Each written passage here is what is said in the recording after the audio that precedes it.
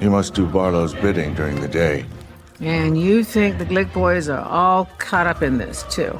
I think the first boy was a sacrifice to consecrate the grounds for Barlow's arrival. Second boy, well, Mike made it sound like he was attacked after Danny's funeral. There is one way we can find out for certain if Danny's still dead. How? You want to exhume Danny Glick? Don't you? Sad to see a man's faith fail. Hey, everybody, welcome back to another sweet, sweet episode of Citizen Frame. And Halloween month and a half. That's right, Halloween month and a half. We're getting there. We're getting there.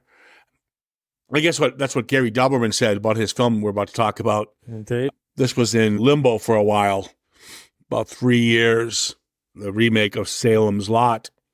Now, there is a longer version of this, so I hate reviewing this film because I know the hate is, well, it's not getting hate. It's not, they're saying it's okay, but the hate that it is getting, it's character development, not really into the characters. That's kind of the big one. And I can understand that. But a guy's got to keep in mind, A, it's based on a Stephen King novel, and B, it's based also on a miniseries. So the miniseries has more leg room to play with. Now, what does piss me off is some fucking executives in Warner Brothers decided to cut this man's work down. There's an hour of this that has been edited. At least. And it shows. At least an hour. Yeah, so I hope when they release it on 4K, I will pick up a copy that they do a director's cut, because it's certainly not fair. Gary Doberman is not shy with Stephen King. He has very success story with Stephen King. He wrote the two It films that came out. So, and he's part of the whole James Wan gang. He writes a lot of the horror, the Conjuring franchise, Nun, so forth. But he knows horror quite well, and I actually like a lot of his stuff. Some doesn't work, I'll admit that, but certainly some of it does. And he's definitely the right man to get on board to do this film.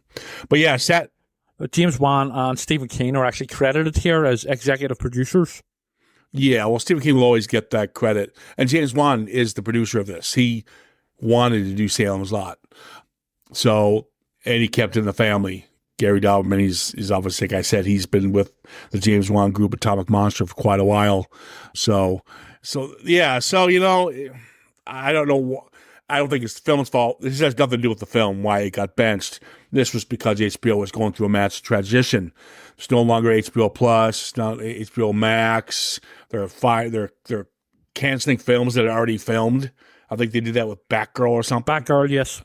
So they're just kind of backpedaling on, we saw the original Justice League, which was terrible. Then we see the director's cut, and it was fucking a masterpiece. It's like, I don't know. Some executives in Warner Brothers I don't think they know what they're doing. No. The problem is with so many of these executives is that they don't give a fuck about the art of filmmaking or storytelling, and it's just not in their blood. What they are is businessmen, and they're not very good businessmen either, I would say. And that's the issue. They don't give a single shit. All they're interested in is dollars. And I understand that obviously filmmaking is a big business, a massive business. But whenever it's basically destroying the art and the art form, then you have serious issues. Yeah.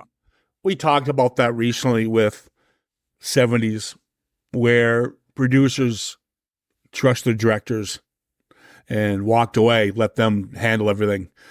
And that's where the Spielbergs, the Lucases, all these guys were born, the Coppolas and the Scorseses. Friedkin. And Friedkin were just, what Friedkin got away with was a fucking unheard of. So I was watching videos about him last night, and wow. Yeah, so, but, commando filmmaking. We recently talked about that with George Miller. Yeah. And that's gone now. And it's sad because I just hope we get to see the director's cut of this film. And if we do, I'll be very pleased. But unfortunately, I have to go with what we see. Yes, that's it. So, but we're going to jump into it and see what happened or if Salem's Lot is, the curse that it is, has been, or what do you call it? The curse that has been given since its benching Yes. a couple years ago. I think All right. what will also always go against this film anyway will be those who are very familiar with the original novel and the 1979 series, maybe even the 1979 series more so, because there's obvious direct scenes that are, obviously there's going to be direct scenes that are in both because it's based on the same source material and novel. But if you sort of scene comparison the 79 with this does not come out well. Okay. We'll jump into it as Trevor just did. Fucking hell. I haven't even done I it can't yet. deal with you anymore. Yeah. I'm going to bench you. All right. As we know, Salem's Lot is based on the 1979 Stephen King novel and, of course, the 1979 Tobey Hooper miniseries, both with the same name. Strangely enough. Keep in mind, let me finish, please, Trevor. Let me fucking finish, or I'm going to beat you with the stick. Go for it. Keep in mind, before Trevor gives you any opinion whatsoever, and I'm saying this aggressively, he liked Return to Salem's Lot. So, I'm going to say something really outlandish here on this about Return to Salem's Lot. Dude, why are you still talking over me? I have to edit you out now. I hate life, people. I hate life. You going to speak? No, I just give the people what they want. Go ahead. Trevor liked Return to Salem's Lot. Okay, keep that in mind. One of the worst review films of all time.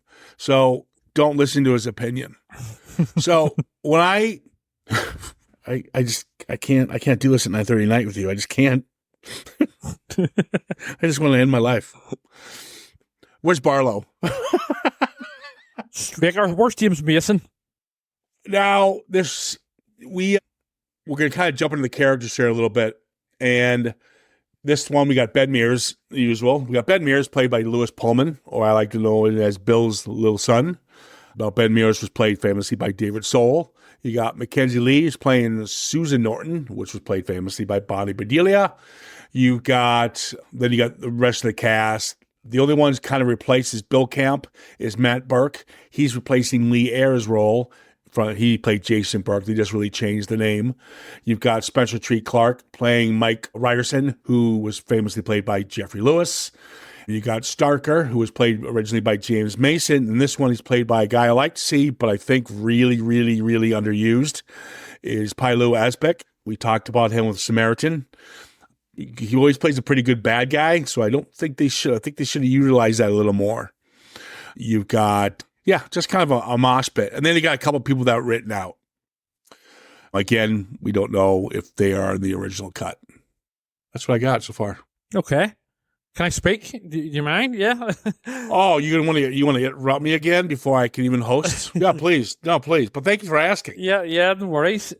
Yeah, I mean, if you bring up an ending, if you bring up anything that we haven't talked about, I'm stole the jam out of your donut, right? Who the fuck stole the jam? Yeah, exactly. No, again, right. Obviously, the novel is a novel, right, and it's quite a big novel, to say the least. That's why one of the reasons it works so well with the 79 here. Whenever it's compressed, you're going to lose characterization.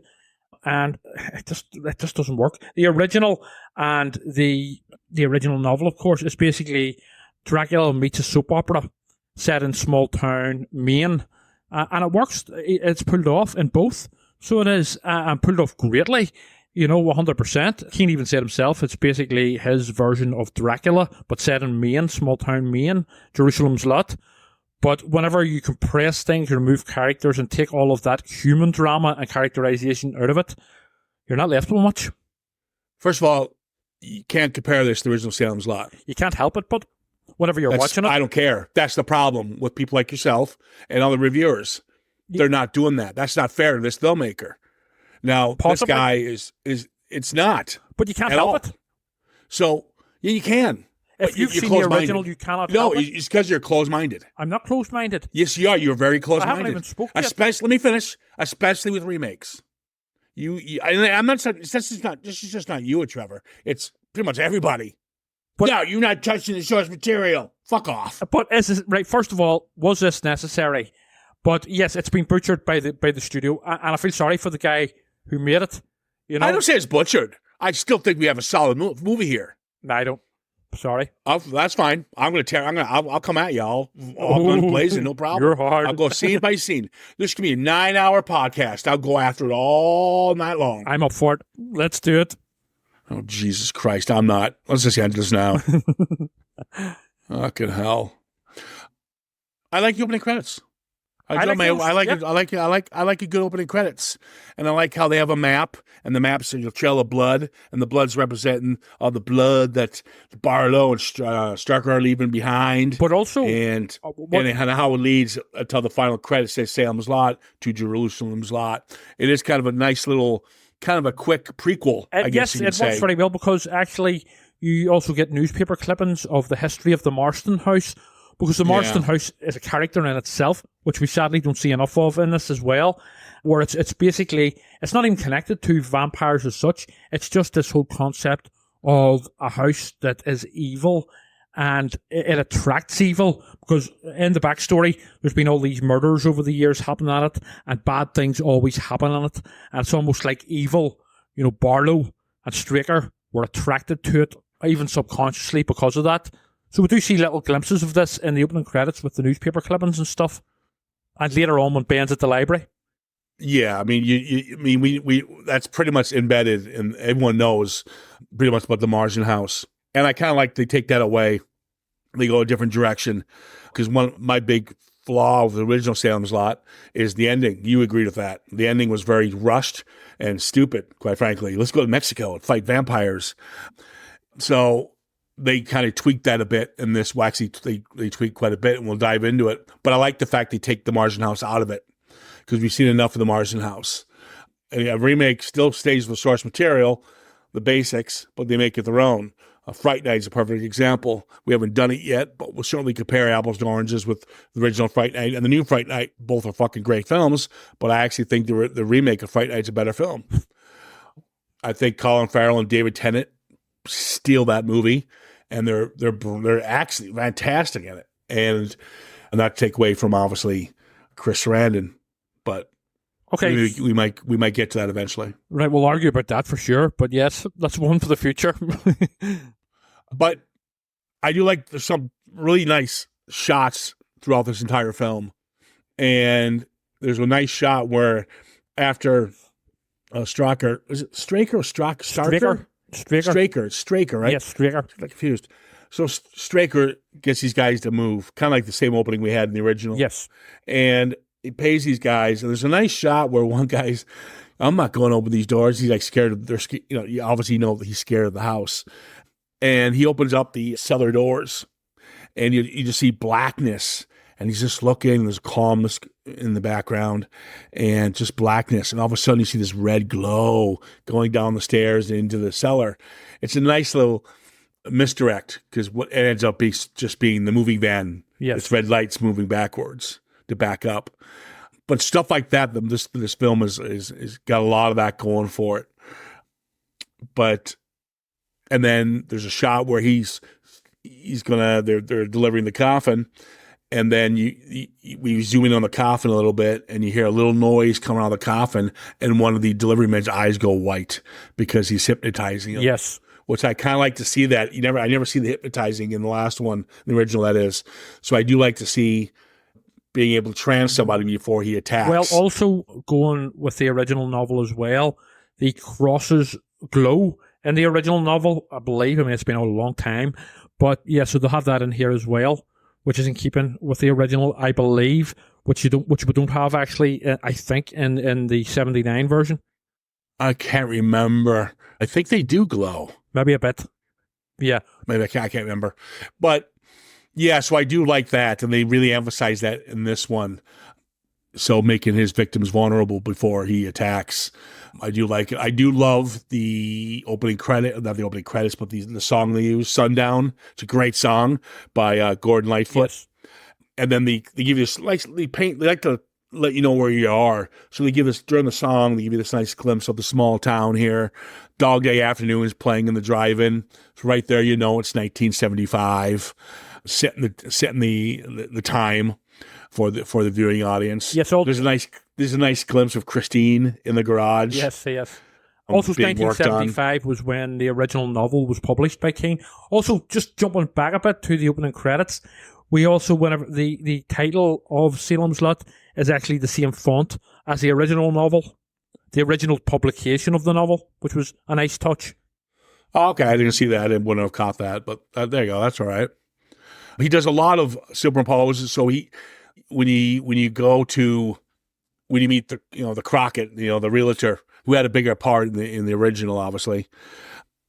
He has this logo, and they cut it, and they focus in on the logo, and they cut away, and it becomes the stairway over at Ava's house, the one who's he does the rooms for rent. Yes. And that's where Ben Mears gets his room.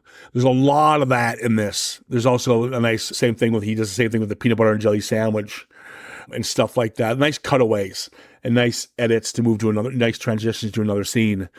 This is full of those. So if you appreciate that kind of style of filmmaking, look beyond that this is a remake, maybe find something like that to give this film more worth than people are giving it. Because I do think a lot of work did go into it.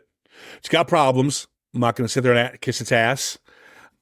A couple big ones to me is Mark and the Glick brothers. Now, these guys were key in the original Salem's Lot. Now, I did like the setup for Mark when you first meet him. He's kind of being bullied, but it shows up he can stand up for himself. I was actually okay with that. I just think the character in the original was a little more reserved, a little more shy and quiet. A little more And believable. I think that would have been a better arc for that character to transition into more of a hard ass, rather than already being a hard ass. Although I would say Mark is probably overall the most interesting in this version, the most interesting and best character of the entire film. I completely disagree. Burke is the best character. I couldn't stand the Glick boys in it. I thought they were just cute. Well, they're not in it enough to give a shit. But Burke, no, the teacher is by far. No, he's good. Yeah, they're all there to do their jobs. I mean, people go, well, how do you get into characters? Well, no offense, I didn't give a fuck about the characters in the original. Well, you should. No, nobody did. Carry the story. So nobody did. I did. No, you didn't. We made fun of them the whole time. No. Ben Mears. You need to listen to the podcast and again. A lot of it as well is to do with the realization. The realization, aka the acting, is bland as hell here. And especially over there, Susan, I can't remember the actress's name who plays Susan here, but boy, Mackenzie she is annoying. She's not really in it enough for me to care. Bonnie Bedelia was not that whole lovey-dovey thing was terrible in the original. We made fun of it here. No, it's not. It's played quiet. It's played more reserved. She's just very annoying to me, and her mum as well. Her mom makes the movie at the end when she comes to the shotgun. For me, the character of Mark is he was always very interesting to me anyway because he's like a horror kid, and he's become that trope where the smart aleck kid in a horror film who knows everything. So I always like that type of character. But I mean, don't get me wrong. I'm not saying he leapt off the screen, but out of them all, for me, I found him the most likable. The priest is sadly wasted here a lot as well. Yeah, there should have been more with him. I do like his death, even though it's off screen, because I like when Barlow says something to him. It's pretty good. But in the original novel, Barlow makes him drink his blood so he can no longer enter a church. So I would love to see something like that explored. But again, they don't have the time, because it's so cut down. There's the scene where Stryker he approaches the boys, and he asks them if they want to lift, and Danny says, "No, we're okay, thank you, mister." And he just kind of stares at him for a moment. And so when there's a nice setup where they decide to walk through the woods, and the whole thing is shot where, again, I'm looking more of the artistic point of view rather than comparing it to Salem's Lot.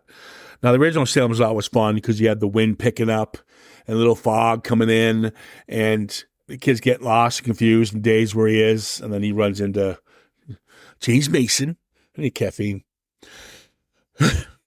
we got the boys, and it's a nice scene. It's kind of like a little misty in the background with like as sunset's coming, and you just see them in the shadows walking through. It's almost like cartoonish almost. And then as he's kind of drifting further apart from his brother, we see Strucker come right behind him and grab him. I thought that was an effective little scene. I liked how they did that. Again, they're doing something different. Yes, he gets kidnapped by the same guy that you did in the original, but they did something different. They just didn't do a copy and paste. Because quite frankly, the stuff they do paste from the original kind of doesn't work. Exactly, because you're comparing it to the original. But you know what does work? But we'll have later on in the finale, but we'll get to that later on. I think that's a good change that they make, but it's probably the strongest part of the film. We'll get to that later on. But yes, I mean, anytime I'm watching scenes like this, or even later on with, the wrapping Mark's window, or, the stuff with the gravedigger and stuff, it's just, you can't help it. You're comparing it to the original, and it doesn't compete in any shape or form. Yeah, but those are very far and few between. There's not that many here I'll that say they do one that thing. for. The guy, they make it their own. And there's another great scene. Okay, for instance, we never saw the kid get it. We never saw the little bastard get eaten. And so Ralphie, whatever his fucking name was, and I love the fact the scene's kind of dragged out a bit, and you see it through the point of view of his eye, through a knapsack or whatever it is, and then you see Barlow in glimpses as he's coming down to feed on this poor kid, and then as he's being fed, you can you don't see it, you hear it. You hear the kid screaming, and you hear the breaking of the skin and tearing into him. It's actually quite effective. But you couldn't do that because you couldn't get away with that back in '79 on TV. But also, but it fucking works, and it does really play well. This film is a 15 certificate in the UK. I don't know why it is, because it should be a PG-13 at the most, because there's very little horror here for a horror film. And I have to say, and I have to be completely honest, the Kurt Barlow and Straker here are incredibly weak, whether you've seen the original or not, and weak and underused. I get no pleasure from saying stuff like this. I want stuff like this to be good, but I have to be honest. No, I think you and most other people already prejudged this film. Nope. You do it a lot. Everyone does it. I don't. I'm not being. I'm just saying it right now. But I still think I'm seeing this film a lot clearer than you guys are, because you don't want to. You don't want to see it. No, you don't want to see honest. it. No, stop. You already judged it right there. This is a 15. It needs to be, everything has to be an 18 with you. The problem is the original film's always PG. So that's shit then? I don't understand your rating system. No, what? A PG? Not in the UK. It was a hardly a teen. Oh, bullshit. It fucking was, and I'm telling you. Salem's Lot. I'm fucking telling you. It was. Oh, shit. It was and a funny thing is, and by today's standards, it's probably G. So not at all. It was a hardly. I'm because telling you now. Now, in saying that, to be fair, back then they did slap 18 certificates very casually on anything really remotely to do with horror. But if I am almost certain in my mind that this was a hardly 18 when I rented it on video. Yes, it was shown on TV, but you could also rent it on video at the time, which I believe was the first time I saw it. I can't remember. I might have seen it on the TV showing, because don't forget, TV would have cut it to bits anyway and censored out a lot of stuff, but it was definitely an 18 certificate. This version should be at least a PG-13. There's no horror in it. Or scares. If you think it's made for kids. This is a lot more violent than original Salem's Lot. Not for me. Not to mention they say the fuck word like 300 times. Ooh, edgy. Your reasons don't make any sense. So that in that case, sense? the original Salem's Lot wasn't violent, but it had horror. Then it had suggested horror. Oh my God! It's suggested. That's your escape. Because Tobe Hooper was directing it, and he knew. Oh, okay. So you got the guy who directed Texas Chainsaw. That makes it horror. Got it. No, because he knows what he was doing whenever he was making it. He knew what he was doing whenever he was making it, and the horror, it works amazingly effectively along with the likes of James Mason and Reggie Nalder, or Nalder, I'm not sure which way you pronounce it. You know, even the scene where Barlow enters Mark's house, you know, with his parents there, again, it's so effective in the 79. Here it's just, so what? You know, this film is, it's just weak and bland. I don't hear it. It's completely forgettable. And I'm sorry to say that, but that's just my honest opinion on it. That's fine. So when Ralphie shows up, Yes. from the dead, the teeter-totter scene, they kind of go away from the window scene for this one. They want to do something different. And this is where I think they should have done that period. Instead of taking bits from the original. I know they wanted to nod the hat, and I get that, I suppose. But I think it's more damaging to do that than to do something different. And they do this with the teeter-totter, which I really enjoyed. Again, you're playing with the fog, so you can hide what's in the background, and the teeter-totter comes down as if somebody's sitting on it from the other end. That's fucking creepy to me. I enjoyed that. That's more than all I need to see to be creeped out. Kind of replacing the scratching at the window, which we will get in a few moments. So, and I do like when he's grabbed from above, and then he comes in, he's still alive, but obviously it doesn't take, and he ends up dying. Yeah.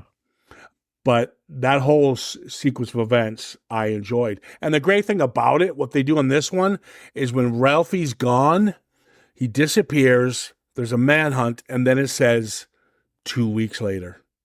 The one thing I didn't like about the original Salem's Lot is I wanted fucking timestamps. Because I was getting confused how quick their relationship was moving. How many kids are missing now within this time period? We never knew. This one at least gives you, and they understand the sense of urgency in this one. They understand people are leaving. They understand kids are dying, and the whole town is actually turning. But it's done when so the original, quickly here. in the original, they kept it very simple, which is fine. I'm not obviously disrespecting the original, but they went smaller scale. Where this one, the whole town's being obviously taken over. So, but it just happens that's so kind of where they quickly went here, with this one. and we don't see enough of the town folks leaving, or what's been happening to them, or their drama, their lives, or anything. So therefore, because we don't see enough of them, we don't care as an audience. Yeah. Again, I can't speak for what was cut out and what was not.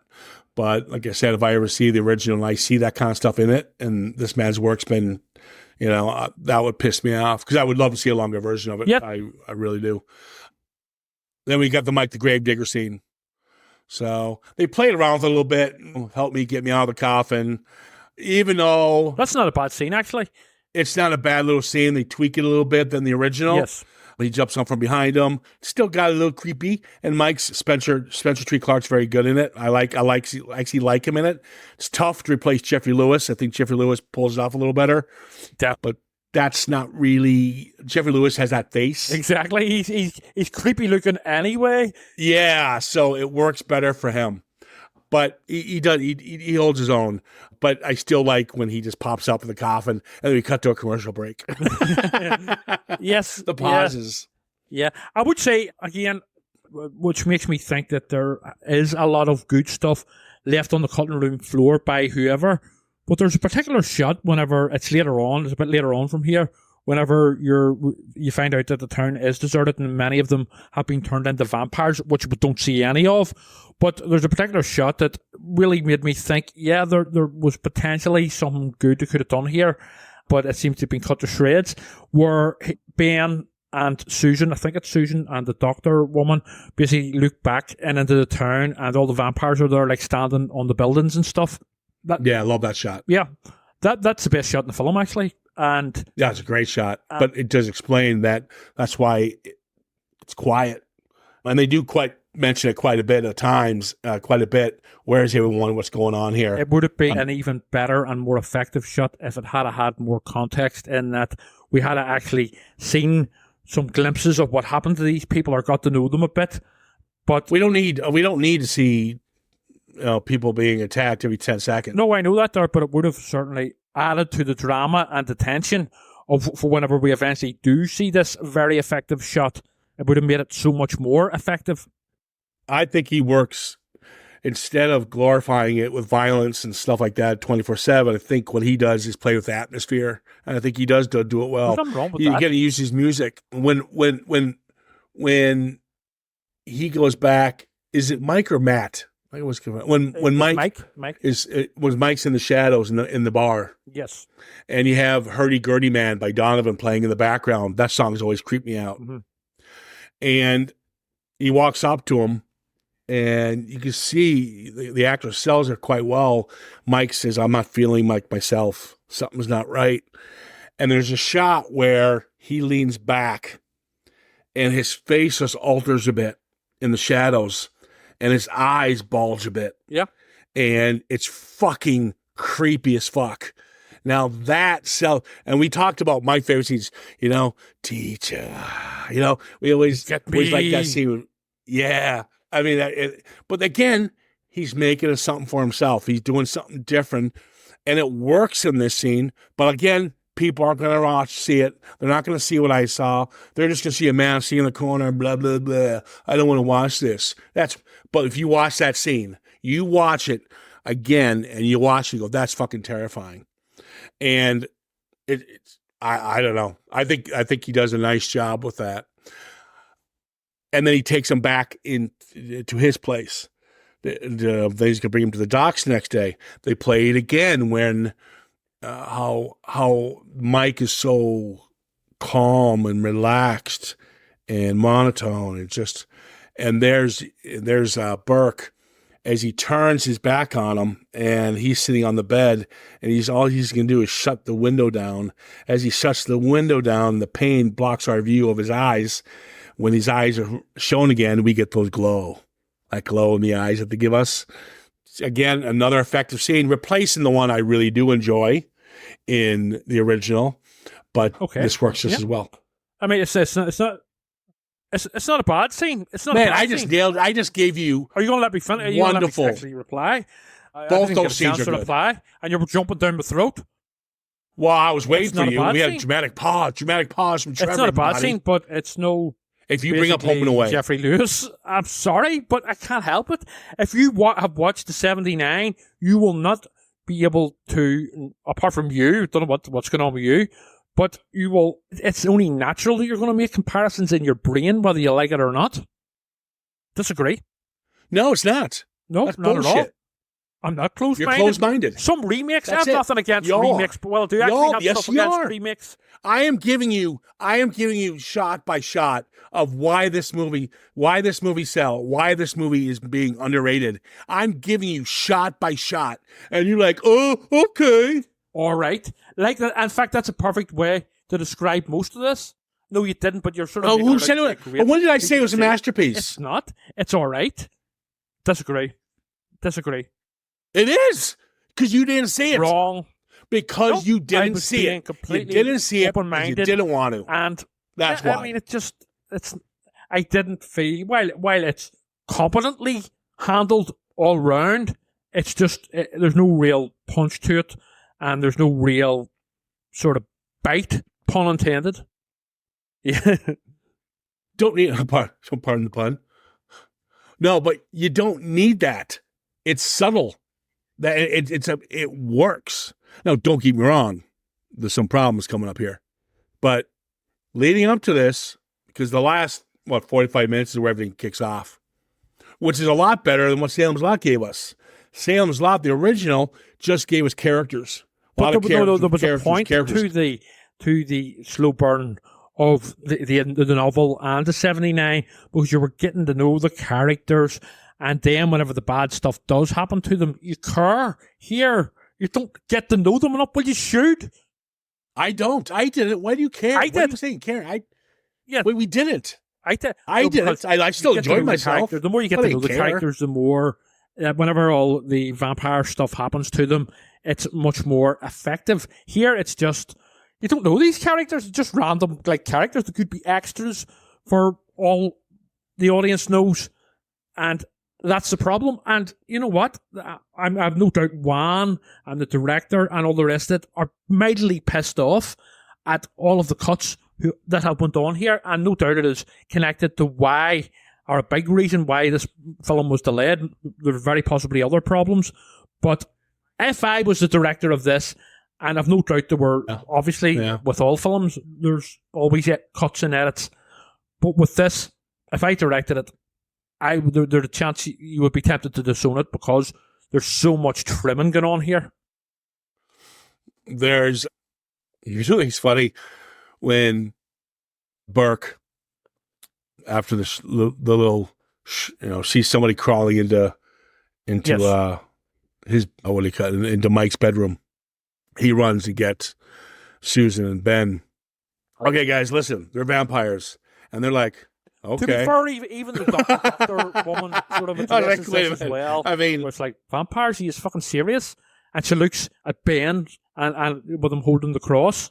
It's just like, again, this is all down to it being so rushed and compressed. It's like, so it's vampires. Okay, cool. Yeah, that's true. Vampires. I'll give you that one. Where in the original, they're believable characters, and they eventually come to this realization that they're dealing with vampires. Whereas, in this, it's just vampires. Okay, cool. That's a good reason for it. Let's run with that. Whereas in real life, if someone said that to you, you'd laugh at them. Well, I think what we're supposed to think is Burke is the town, he's the teacher, he's smart, he's smarty pants, and then you've got all these disappearing children, so they're trying to put the pieces together, and he comes up with this. Now they don't buy it right away. Don't get me wrong; they're not sold on it, but when they go up and they see Mike just sitting there, there's a nice transition though when they bring in more people to the room. Yes. Did you see that? What they did? So Mike's hands on the floor because he's dead, supposedly. And there's a nice line where Burke says, it's the transition for death for vampires. Once you die, you have to die before you transition. And that could be minutes or days, depending on the dose you got. And there's a lot of little stuff like that about vampires put into this, which I kind of enjoyed. I didn't know about. But anyways, Mike's hands on the floor. He's dead. And we pan down. They're leaving the room. You see the feet leaving the room. We're under the bed this time. And then another pair of feet go toward the hand and pick it up, and the camera pans up above the bed. And this is where we meet the doc. Nice to see Alfred Woodward. And I like those kind of transitions. Like I mentioned at the beginning of the podcast, for scene from scene, he has a tendency to do this kind of cool little quick edits or transition shots that really work to sell a new scene. But I think it's a little bit lazy when it comes to the vampires. Oh, okay, cool. I wouldn't have. Quite frankly, I would have shit my pants. If somebody walked up to you, if something bad was going on in your town, and then a teacher who you respected came up to you and said, "Yeah, I've worked out what it is. It's vampires." You get them fucking sectioned.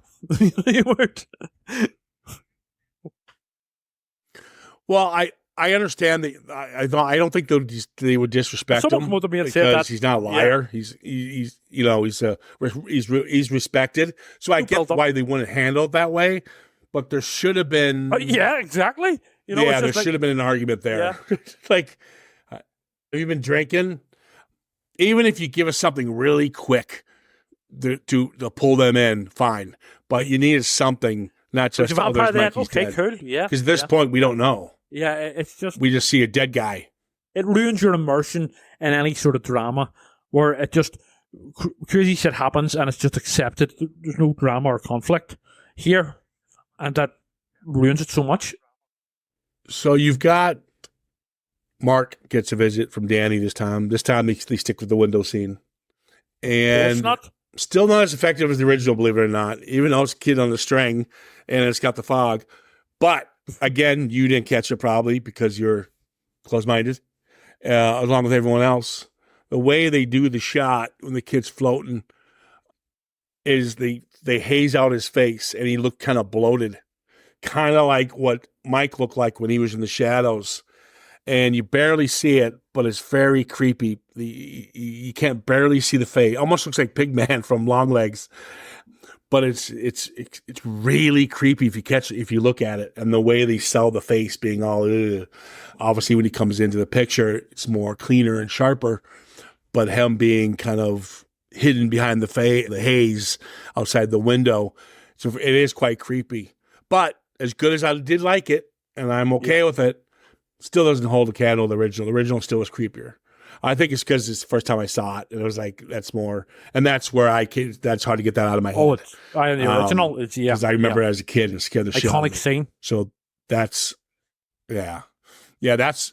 But they do try to make it their own, and they get a pass because they do it different when Ralphie shows up instead of the window thing. Let's do that twice. No, they decided to do the teeter-totter thing, which I think works better. So it's a happy medium what this film did, but still doesn't pull off what Toby did back in '79. I do like the scene where it's kind of funny where you like. I remember you liking the original version '79 in the morgue, where the mother of the Glicks comes back to life. I thought this one was pretty good because he's in the sheet the whole time, and I did enjoy that. I do enjoy the chaos of it, to where they got to figure out how to, what about the crosses? What do you do shot about crosses or something? The one thing I didn't get was how come everyone knows about Dracula and crosses, and they all know their Bible when they're about to be attacked by a vampire. Like I can give you some kind of a prayer. To be fair, they are struggling, and they're just making it up from sort of stuff they've heard maybe in church before. Like they're sort of they're randomly quoting like Psalm 23 and the other bits and pieces. So to be fair, that is addressed. Yeah, but it's an alright scene. What did annoy me is when the doctor woman gets bitten, and all of a sudden she can cure herself because like with a rabies shot or something. Well, why didn't they just give a rabies shot to fucking everyone in the town? And that would have saved the day, Well, maybe rabies shots were the way to go forward. They're dead. Yeah. That's why they split up. They have to split up. They got a half hour to get the rest of the townspeople that they know are still there. She goes to get the mother. He goes to talk to the sheriff. He goes to the priest. They're only going to the people that they know are still around. That's why they do that. They break up. But I like when you got Burke again. He's back in the house, and if I was Burke, and I would not want to be fucking alone in that house. I mean, I was like, dude, you just told everyone you're vampires. Now you're alone in your house. Get the fuck out of there. That didn't make any sense to me why he's back by himself, because obviously Mike comes back. But I do like when he says, "I revoke." That goes back to the old vampire lore, and also the sort of devil lore where they can only enter your house if you invite them in. Yeah, and they play on that too with Mark. When they get ambushed, and Mark has to go to when his parents get ambushed, he runs to his treehouse. It's also why the Glick boy is trying to get in through his bedroom window and stuff. He can't just like float into his bedroom window. He has to be invited in. Let me in, Mark. Let me in. Mark has to invite him in. Yeah. Since we're there, let's talk about the Glicks, not the Glicks, Mark's, the Petries scene. The original is so this powerful. doesn't hold a candle to the original one. And the reason I don't like it is the reason I don't like the original, this version, is because they get bitten and he comes out with his throat cut, the father. It's like, okay, that's it.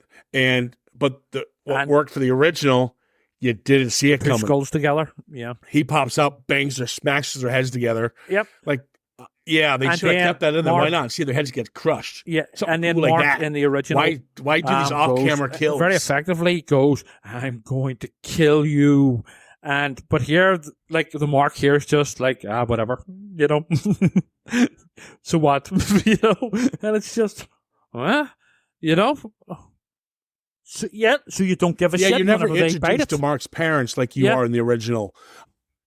Yeah, because the father was a decent guy, but remember he had that conversation of why do you like all these horror movies and blah blah blah. Yeah, it's because this is the first time you meet his parents in this version. You just don't give a shit. You're 100% on the side of Barlow. He's just bumping off extras at this point, And the Barlow here is terribly realized, I would say. Yeah, I do like when he. No, I think he's all right. Yes. It's fine. It's fine with me. There's a little CGI in some of his makeup I didn't like, where the original was just makeup. And I like the fangs better in the original, creepier. And the boot. They look less cosmetic, grossly in place. So that's what works. Is more like a sort of a sort of suave, Straker-like character, European, who talks, and stuff, has dialogue and stuff, whereas in the 79 version, they turn him into basically Nosferatu, but here they sort of stick with the Nosferatu.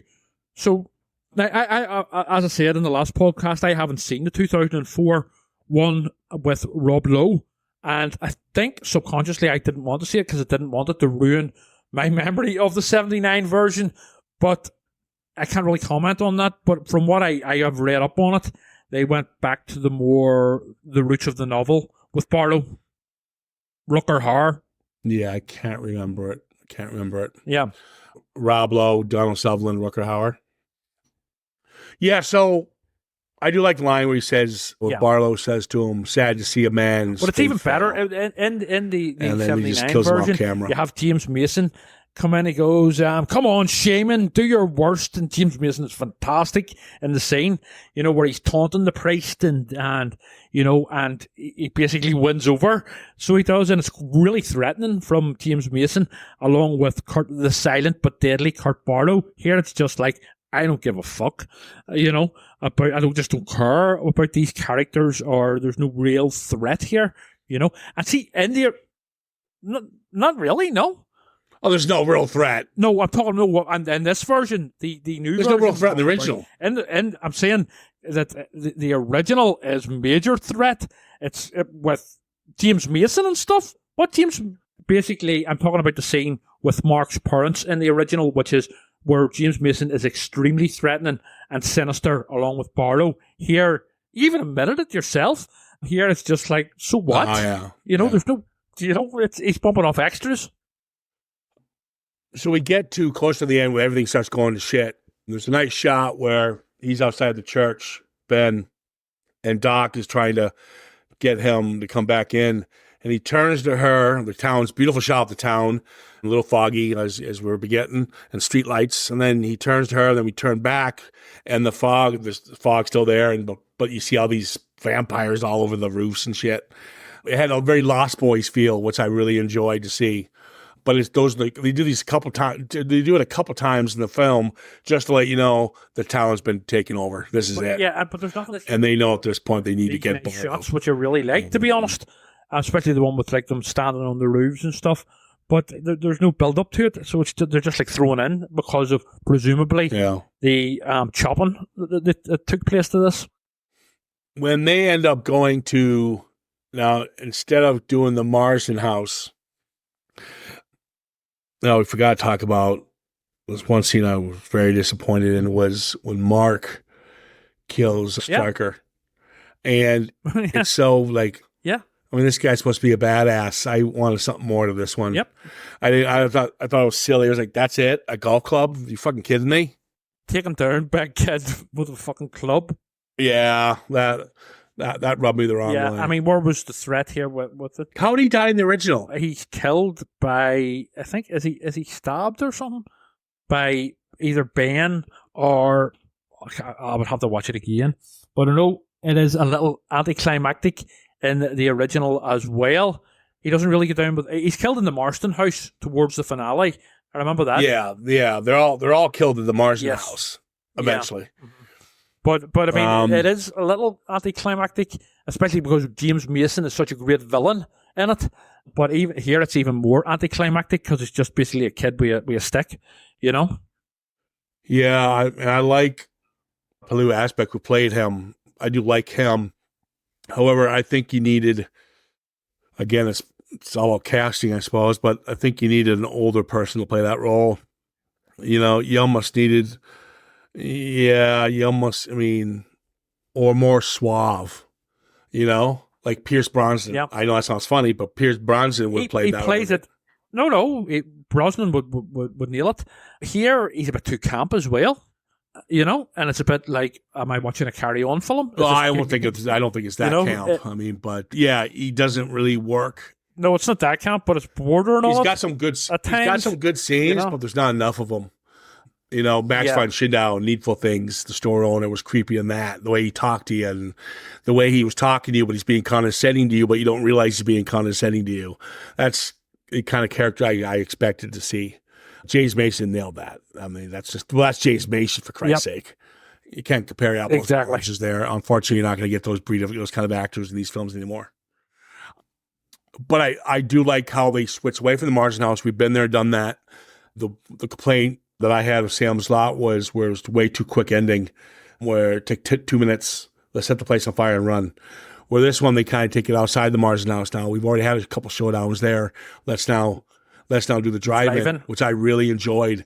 The whole thing about the sun's going down and the drive-in movie screen is blocking the sun, so it's not helping I think it's quite decent and it's a good idea. I love the idea of the townsfolk, now vampires, basically using the boots of the cars in the drive-in as makeshift coffins. They planted that seed a little bit in the beginning when they went to the drive-in movie. Yeah.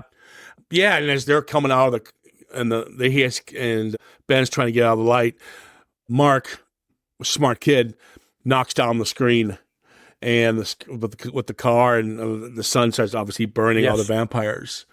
I do like the fight. It's quick, but the fight he has with his girl, who turned a lot better than what we got in the fucking original. That was terrible. I was just glad to see her getting bumped off, to be honest, here. But I do like the fact when he does finally kill her, it's effective. He doesn't want to do it, obviously, but he has no choice. And when he does, she turns human again. Well, you know how that briefly, works. Yeah, and she's crying. I thought that kind of stuff I reckon I liked. And did you shed a tear yourself? I did. I was really upset about it. Right. I had bumped her off earlier in real life. I didn't like the relationship in the original, so it doesn't matter with me. You know what I mean? And that's I think the way the director played it here, because I thought the relationship was laughable. But I do like he lead up to Barlow, and there's a nice shot of him standing on top of the drive-in in front of the projector, and he's got this glow, and he's obviously hunt down Mark, and then obviously it ends real quick with too quick. It's a lot longer death than we got in the first one, in the original. Yeah, they open it up, Steak dead. Yeah, well here he just gets one through his throat when he's fighting Mark. That's pretty good. And then you see his head. You can see Ben's face through his throat, and then he falls down. That's a good shot. That's quite a creative shot that you would get from someone like Sam Raimi or something, or even Quentin Tarantino. I'm not saying that I'm not comparing this guy to them, but I'm just saying it's a type of quirky shot you get from someone like that. No, it is. It's a good shot. Yeah. And then when he stabs him in the heart, his color fades, and it's effective. And then of course it ends with Sundown, the song it opened with. There you go. What's your final thoughts? Not as good as the original. The original's always going to be near and dear to my heart, probably because it's more nostalgic for me. I want so badly to see the director's cut. So badly. I really think this movie deserves the director's cut. But maybe we'll get it down the road. I can't review it I can't do it. I can't review it without, I got to review what I saw. It works. Listen, the film works as a remake.